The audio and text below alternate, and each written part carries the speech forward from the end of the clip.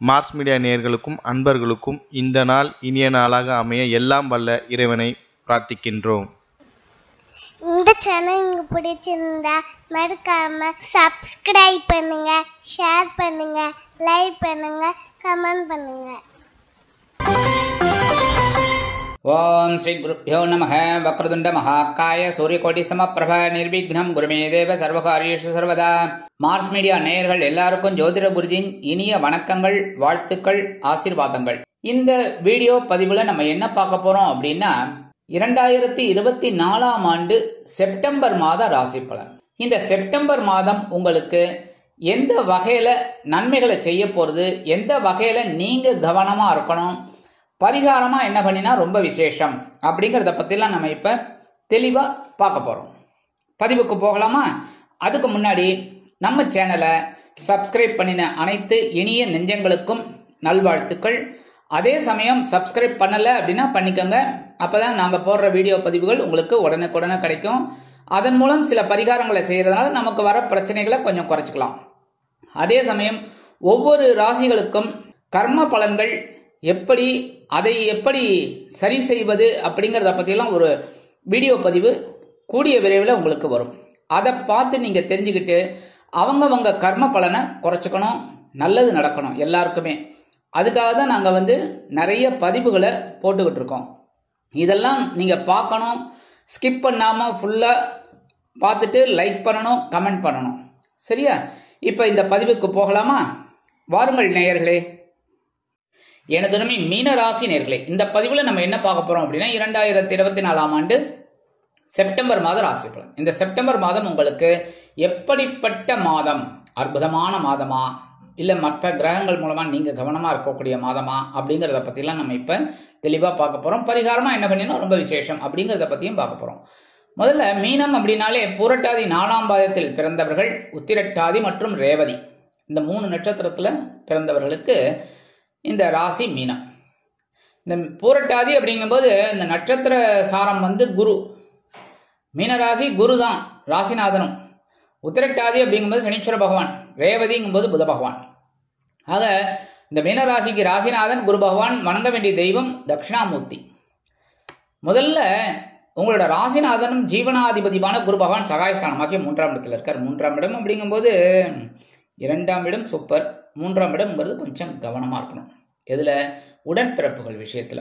அனாவசியமான தர்க்கம், அனாவசியமான பேச்சுக்கள் இதெல்லாம் கூடாது. அதே மாதிரி அரசியல்வாதிகளும் பேசுற வார்த்தையில கவனமா இருக்கணும். எதையாவது ஒண்ணு பேசிட்டு மாட்டிக்கப்படாது. வம்பு வழக்கெல்லாம் வரலாம். அதனால கவனமா இருக்கணும். எடுக்கிற முயற்சிகளை இந்த நேரத்துல சில நேரங்கள்ல சில தடை தாமதங்களை சந்திக்கும் அப்படின்னாலும் முயற்சிகளை தளர விடாதீங்கோ. சரியா? முயற்சிகளை எடுத்துக்கிட்டே இருக்கணும். அதனால தப்பு இல்லை. அலெக்சாண்டரே எவ்வளவு முயற்சி எடுத்தார், நிறைய ராபர்ட் புரூஸ் எவ்வளவு பேர். அதனால முயற்சிகள் எடுத்தாதான் நல்லது. முயற்சியுடையார் இகழ்ச்சி அடையார். அடுத்தபடியா இந்த குருவோட பார்வைன்னு பார்த்தீங்கன்னா உங்களோட களத்திரஸ்தானமாக்கிய 7ஆம் இடத்துல 5ஆம் பார்வை விழுறதுனால ஓரளவுக்கு உங்களுக்கு வாழ்க்கை துணை ஆதரவா இருப்பார், நண்பர்கள் ஆதரவா இருப்பாங்க. அதே மாதிரி கூட்டாளிகளும் தொழில் வியாபாரத்துல அனுகூலமா இருப்பாங்க. அடுத்தபடியா 7ஆம் பார்வை உங்களோட பாக்கியஸ்தானத்துல விழுது. அற்புதமான முன்னேற்றம். தந்தையார் ஆதரவா இருப்பார். தந்தை வழி சொத்துக்கள் உங்க கைக்கு வரும். பூர்வீக சொத்துக்கள் உங்க கைக்கு வருது. சரியா? அடுத்தபடியா 9ஆம் பார்வை உங்களோட லாபஸ்தானத்துல விழுது. எவ்வளவுக்கு எவ்வளவு கடுமையா உழைக்கிறீங்களோ அந்த உழைப்பு உங்களுக்கு வீண் போகாது. தொழில் வியாபாரத்திலையும் சரி, உத்தியோகத்திலையும் சரி, கண்டிப்பா ஒரு நன்மைகள் உங்களை தேடி வரும். 11, 12 குடை அதிபதி சனீஸ்வர பகவான். இவர் தான் லாபாதிபதி, விரையாதிபதி. அதாவது டபுள் ரோல். லாபத்தையும் கொடுக்கிறவர் தான், செலவையும் கொடுக்கிறவர் இவர் தான். அந்த சனீஸ்வர பகவான் விரயஸ்தானமாகி 12ஆம் இடத்துல, அயனசயன போகஸ்தானமாகி 12ஆம் இடத்துல வக்ரகதியில இருக்கார். 7 ஆரம்பிச்சுடுத்து போயிட்டு இருக்கு, கோயிங் ஆன். ஆனா என்ன, இப்ப வக்ரகதியில இருக்கிறதுனால ஓரளவுக்கு உங்களுக்கு செலவுகள் கொஞ்சம் அப்படியே உங்க கண்ட்ரோல்ல வருது. கண்ணாபின்னான்னு போயிருந்தது, அதாவது இந்த கையை விட்டு போச்சு பாருங்க, அந்த மாதிரி இதெல்லாம் இப்ப கொஞ்சம் உங்க கைக்குள்ள வருது. அதனால கொஞ்சம் செலவுகளை நீங்க கட்டுப்பாடாட்டும் வச்சுக்கிறீங்க. உடல் ஆரோக்கியத்துல கொஞ்சம் கவனமா இருக்கும். அதுவே போற மருத்துவ செலவுகள் வராது. அடுத்தபடி 2, 9 குடை அதிபதி செவ்வாய். இவர் தான் தனவாக்கு குடும்பஸ்தானாதிபதி, பாக்கியாதிபதி. தனவரவு எவ்வளவு வந்தாலும் அந்த பாக்கியத்தை அனுபவிக்கக்கூடிய வாய்ப்பை கொடுக்கிறவரும் இந்த செவ்வாய் பகவான். எங்க இருக்காருன்னு பார்த்தீங்கன்னா சுகஸ்தானம் 4ஆம் இடத்துல இருக்கிறது சூப்பர். சில பேருக்கு பொன்பொருள் ஆடை ஆபரண சேர்க்கை உண்டாகும். இந்த வீடு மனை வாகனம் இதெல்லாம் வாங்கக்கூடிய ஒரு யோகம். சில பேருக்கு பார்த்தீங்கன்னா ரொம்ப நாளாக ஒரு சின்ன இடமாவது வாங்கி போட்டுருனான்னு பேங்க்ல பணமாக ரெடி பண்ணிட்டு இருக்கீங்க. ஆனால் கிடைக்க மாட்டேங்குது, வீடு இடமும் கிடைக்க மாட்டேங்குது. இப்போ உங்களுக்கு கிடைக்கிறதுக்கு வாய்ப்புகள். அதேமாரி வெளியூர் அல்லது வெளிநாட்டு பயணங்கள் உங்களுக்கு அற்புதமாக நிறைவேறும். தனவரவு தாராளமாக வந்து சேரும். தந்தையார் ஆதரவாக இருப்பார். தந்தை வழி சொத்துக்கள் உங்கள் கைக்கு வருது. எல்லா விஷயத்திலும் முன்னேற்றம். உறவினர்கள் ஆதரவாக இருப்பாங்க. அதனாலே உங்களுக்கு மனசுல சந்தோஷம். அடுத்தபடியா சுபகாரிய நிகழ்ச்சிகள் நடைபெறும். சரியா? அடுத்தபடியா 3-8 அதிபதி சுக்கிர பகவான் கலத்திரஸ்தானத்துல நீச்சம் அடைகிறார். வாழ்க்கை துணை விஷயத்துல உடல் ஆரோக்கியத்துல கவனமா இருங்கோ. எடுக்கிற முடிவுகள்ல கவனமா இருங்கோ. அனாவசியமான முடிவுகளை அவசரப்பட்டு எடுத்துடாதீங்க. அதே மாதிரி விலை உயர்ந்த பொருளை வாங்கணும் அப்படின்னா ரொம்ப கவனமா எச்சரிக்கையா எடுத்துக்கிறது நல்லது. 19/9/2024 முதல் இந்த சுக்கிர பகவான் எங்க வர போறான்னு பார்த்தீங்கன்னா அஷ்டமராசிக்கு வந்து ஆட்சி அமைக்கிறார். அஷ்டமாதிபதி அஷ்டமராசிக்கு வந்து ஆட்சி அமைக்கிறது ரொம்ப விசேஷம். மறைவுனாலும் சுக்கிரன் அற்புதமான ஒரு முன்னேற்றத்தை உங்களுக்கு கொடுக்க போறார். விலை உயர்ந்த பொருட்களை ஈஸியா வாங்கிடுவீங்க. சரியா? அதே மாதிரி உடல் ஆரோக்கியமும் பரவாயில்லை. மருத்துவ செலவுகள் குறையும். கூட்டாளிகள் அனுகூலமாக இருப்பார்கள். எடுக்கிற காரியங்கள்லாம் இப்போ உங்களுக்கு அற்புதமாக நிறைவேறும். 7ஆம் வரவு உங்களுடைய தனவாக்கு குடும்பஸ்தானத்தில் விழுறதுனால தனவரவு தாராளமாக வந்து சேரும். உத்தியோகத்தில் முன்னேற்றம், தொழில் வியாபாரத்தில் ஒரு முன்னேற்றம் கண்டிப்பாக கிடைக்கும். அடுத்தபடியாக 4-7 அதிபதி புதன் பகைரோன ரோகஸ்தானமாகிய 6ஆம் இடத்துல இருக்கார். 6ஆம் இடம் போகும்போது உத்தியோகத்தில் பரபரப்பாக இருக்கீங்க, தொழில் வியாபாரத்தில் சுறுசுறுப்பாக இருக்கீங்க. சரி, அதற்குண்டான உயர்வுகள் வருதா? பெரிய அளவில் இல்லை, இருந்தாலும் பரவாயில்லைங்கிற மாதிரி போயிட்டு இருக்கு. உறவினர்கள் மூலமாக கொஞ்சம் குழப்பமும் இருக்கு, சந்தோஷமும் இருக்கு. வாழ்க்கை துணை பரவாயில்லை, ஏதோ ஓடிட்டு இருக்கு. குடும்ப உறுப்பினர்களும் ஓரளவுக்கு அனுகூலமா இருக்காங்க. 19/9/2024 முதல் இந்த புத பகவான் எங்க வர போறாருன்னு பார்த்தீங்கன்னா கலத்திரஸ்தானத்துல ஆட்சி உச்சம் மூலத்திரிகோணம் அடையார். கலத்திராதிபதி கலத்திரஸ்தானத்துல 7ஆம் இடத்து அதிபதி 7ஆம் இடத்துல அற்புதம். ஆட்சி உச்சம் மூலத்திரிகோணம் அப்படின்னா சூரிய பகவானோட ஒளிய அற்புதமா வாங்கி உங்களுக்கு ரிஃப்ளெக்ட் பண்றார். அதனாலே உங்களுக்கு சந்தோஷம் இருக்கும். அதே வாழ்க்கை துணை ரொம்ப ஆதரவா இருப்பார். நண்பர்கள், தொழில் வியாபாரத்தில் நண்பர்கள், இந்த கூட்டாளிகள்லாம் ரொம்ப அனுகூலமா இருப்பா எடுக்கிற காரியங்கள். அதேமாதிரி எழுத்து மற்றும் அச்சுத்துறையில் இருக்கும் நண்பர்களுக்கு கற்பனை திறன் அதிகமாகும். அதுவும் இந்த சினிமா துறையில் இருக்கா பாருங்க, இந்த பாட்டு எழுதுறவா, கதை எழுதுறவா, கதை வசனகர்த்தா, அவளுக்குலாம் அப்படியே இந்த கற்பனை திறன் அதிகமாக இருக்கும். அதனாலேயே ஒரு உயர்வு அவங்களை தேடி வரும். கல்வி பயிலும் மாணவ மாணவிகள் கல்வியில் அற்புதமான ஒரு முன்னேற்றத்தை கண்டிப்பாக காண்பார்கள்.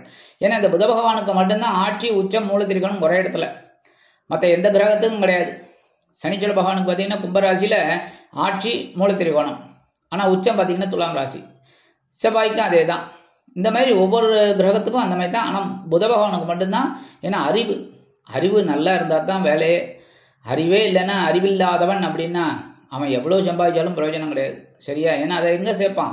அறிவு இல்லைன்னா அது சேர்க்கவும் தெரியாது, அது செலவழிக்கவும் தெரியாது. அந்த வகையில் இருக்கும். முதல்ல அவனுக்கு சம்பாதிக்கவே தெரியாது. சரியா? அதனால் அறிவுங்கிறதுனால தான் இந்த புத பகவானுக்கு ஒரே இடத்துல ஆட்சி உச்சம் மூலத்திரிகோணம். அதனால கலத்திரஸ்தானத்தில் வர்றது ரொம்ப விசேஷமான பலன்களை உங்களுக்கு கண்டிப்பாக கொடுப்பார். அடுத்தபடியாக பகிர்வன ரோகாதிபதி சூரிய பகவான். உங்களுக்கு 6ஆம் இடத்து அதிபதியாக சூரிய பகவான் வர்றது பெரிய விஷயம். ஏன்னா எவ்வளோ பிரச்சனைகள் இருந்தாலும் சமாளிக்கிறீங்க. ஏன்னா சூரிய பகவான் ரொம்ப அற்புதமான ஒரு கிரகமாச்சு. ஏன்னா அந்த சூரியனோட ஒளியை வாங்கி தானே எல்லா கிரகமும் வேலை செய்யறது. அப்படி இருக்கும்போது உங்களுக்கு அவர் 6ஆம் இடத்து அதிபதியாக வர்றது ரொம்ப விசேஷம். ரொம்ப பிரமாதமாக உங்களுக்கு ஒரு தைரியம் இருக்கும். அவர் எங்கே இருக்காருன்னு பார்த்தீங்கன்னா பகிர்வன ரோகஸ்தானமாகிய 6ஆம் இடத்துல ஆட்சி. அற்புதம். உத்தியோகத்தில் நீங்கள் வைக்கிறது தான் சட்டம், தன்னம்பிக்கை. அப்பா, தொழில் வியாபாரம் இப்படித்தான் நடக்கணும் அப்படின்னு நினைப்பீங்க, அந்த மாதிரி நடக்கும். பெரிய பெரிய பாக்கியங்கள் உங்களை தேடி வரும். உத்தியோகத்தில் மறைமுக எதிர்ப்புகள் விலகும். உங்களுக்கு அடிபணிஞ்சு நடப்பாங்க. அதேமாரி கொடுக்கல் வாங்கல இருக்கிறவாளுக்கெல்லாம் ஓரளவுக்கு அனுகூலம். சில பேருக்கு சொத்து சேர்க்கை உண்டாகும். 17/9/2024 முதல் இந்த பகைர்வன ரோகாதிபதி கலத்திரஸ்தானத்துக்கு வந்துடுறார். 7ஆம் இடத்துக்கு வந்துடுறதுனால கொஞ்சம் கவனமாக இருக்கணும். ஆனாலும் புத பகவானோட சேர்றதுனால ஒரு புத ஆதித்ய யோகம் இருக்கிறதுனால குழந்தைகள்லாம் நன்னா படிப்பா. கல்வி பயிலும் மாணவ மாணவிகள் கல்வியில் அதிரடியாக செயலாற்றுவார்கள். அதேமாரி வாழ்க்கை துணையோட உடல் ஆரோக்கியத்தில் கொஞ்சம் கவனம் எடுத்துக்கிறது நல்லது. தொழில் வியாபாரத்தில் கூட்டாளிகள் கிட்ட அனாவசியமான தர்க்கம் எல்லாம் வேண்டாம். பேசுகிற வார்த்தைகளில் கவனமாக இருந்தால் போதும். அடுத்தபடியாக ராகு பகவான் ஜென்மராசியில் இருக்கார். கேது பகவான் கலத்திரஸ்தானத்தில் இருக்கார். குருவோட பார்வையை வாங்கிட்டு என்ன உடல் ஆரோக்கியத்தில் கண்டிப்பாக கவனமாக இருக்கணும். ஏன்னா ஜென்மராசிங்கும் போது தலையில் உட்காந்துட்டு மத்தளம் வாசிச்சுட்டு இருக்கார், டங்கு டங்கு டங்கு டங்குன்னு தபால. அப்போ நமக்கு தான் டென்ஷன் என்ன. அதனால கவனமாக இருக்கணும் ஒவ்வொரு விஷயத்துலையும். உடல் ஆரோக்கியத்தில், உறவினர்கள் விஷயத்தில், நண்பர்கள் விஷயத்தில், உத்தியோகத்தில், தொழில் வியாபாரத்தில், எல்லா விஷயத்துலையுமே நீங்கள் எடுக்கிற காரியங்களில் ரொம்ப கவனமாக இருக்கணும். அதாவது ஒவ்வொரு நாளும் சந்திராஷ்டமம்னு நினச்சிக்கணும், பகவானை பக்கத்துலேயே வச்சுக்கணும். புரியுறதா? அர்ஜுனன் மாதிரி கிருஷ்ணனை பக்கத்துலேயே வச்சுட்டாரு பாருங்க, அது மாதிரி பக்கத்துலேயே இருக்கணும்னு நினைக்கணும். அந்த மாதிரி நினச்சிட்டு ஓட்டின்னு இருக்கணும். ஆனால் இந்த வெளியூர் அல்லது வெளிநாடு போய் படிக்கணும், உத்தியோகம் பார்க்கணும்னு நினைக்கிற குழந்தைகள்லாம் கொஞ்சம் தடை தாமதங்களை செஞ்சித்தாலும் ஓரளவுக்கு அவங்களுக்கு இறுதியில் வெற்றி கிடைக்கும். ஏன்னா அறிவு அதிகமாக வந்து சேரும். அதனாலேயே எப்படி நேக்காக வேலை செய்யணும்னு தெரியும் அந்த குழந்தைகளுக்கு. அதனாலே எடுக்கிற காரியங்கள் அற்புதமாக இருக்கும், முயற்சிகள் பலிதமாகும். சரி, பரிகாரமாக என்ன பண்ணினா ரொம்ப விசேஷம், புத்துக்கோயில் கண்டிப்பாக போயிட்டு வரணும். இது நான் ஒவ்வொரு தடவையும் சொல்லுவேன். ஏன் அப்படின்னா நீங்கள் நன்னா இருக்கணும், சரியா? உங்களோட கஷ்டங்கள் குறையணும், மனக்கிலேசங்கள் குறையணும். அதுக்காக தான் கண்டிப்பாக செவ்வாய்க்கிழமை, வெள்ளிக்கிழமை, ஞாயிற்றுக்கிழமை போயிட்டு வாங்க. அம்பாள் தரிசனம், நாக வழிபாடு பண்ணுறது ரொம்ப விசேஷம். அட்லீஸ்ட் ஒரு நாளாவது போயிட்டு வாங்க, முடியலன்னா 3 நாள் முடியலன்னா 1 நாள் போயிட்டு வாங்க கண்டிப்பாக. அடுத்தபடியாக நவ கிரகங்களில் உள்ள குரு பகவானிற்கு வியாழக்கிழமைகளில் நெய் தீபம் ஏற்றி வழிபாடு பண்ணுங்கோ. சனிக்கிழமைகளில் சனீஸ்வர பகவானுக்கு எல் தீபம் ஏற்றி வழிபாடு பண்ணுங்கோ. ஆக இந்த சிறு பரிகாரத்தின் மூலம் 2024ஆம் ஆண்டு செப்டம்பர் மாதம் அதி அற்புதமான ஒரு மாதமாக உங்களுக்கு அமையும் என்று கூறி விடைபெறுகிறேன். நன்றி, வணக்கம். மீண்டும் ஒரு அருமையான பதிவில் நான் உங்களை மனமகிழ்ச்சியோடு சந்திக்கிறேன். வாழ்த்துக்கள். வாழ்க வளமுடன். இந்த சேனல் உங்களுக்கு பிடிச்சிருந்தா மறக்காம சப்ஸ்கிரைப் பண்ணுங்க, லைக் பண்ணுங்க, ஷேர் பண்ணுங்க.